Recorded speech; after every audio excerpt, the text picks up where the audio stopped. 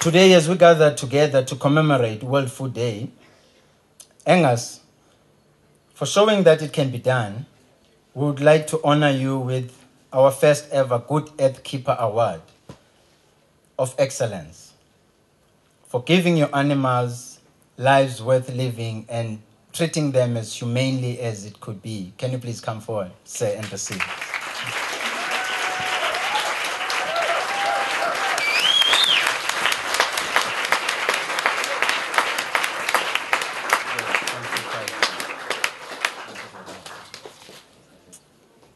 It's really an indictment on society that we have an organization called Compassion in World Farming.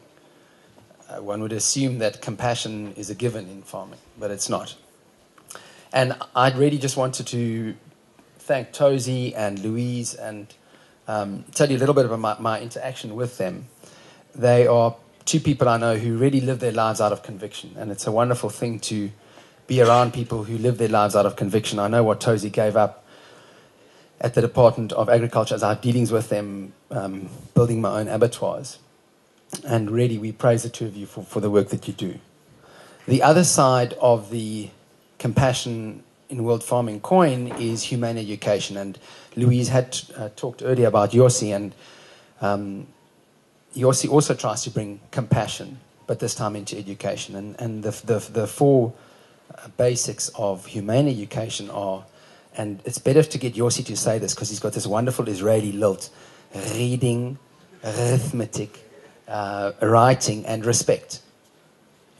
So the last thing I wanted to just leave you with is this concept that we are all farmers by proxy. I used to work for an investment bank in London, and so I'm quite familiar with the concept of proxy, but proxy is basically the right to participate. And we are all farmers by proxy because every time we lift a fork, we vote. And we can choose an agricultural system which either exercises compassion or doesn't. In South Africa, about 97% of the eggs are produced in factories. They're called battery eggs.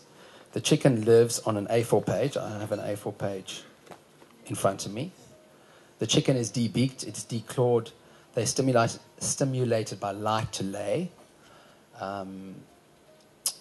Alternatively, you can buy my eggs. My chickens are not debeaked. My chickens are not declawed.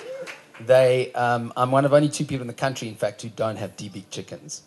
We open our eggmobiles for them in the mornings. They can range on the pastures where they like to, and then at night they escape the rooikat. But that's a choice that you make. Nobody's forcing you to make that choice. You make it for yourselves. And again, thank you, Louise, thank you, Tozy, and thank you, Yossi.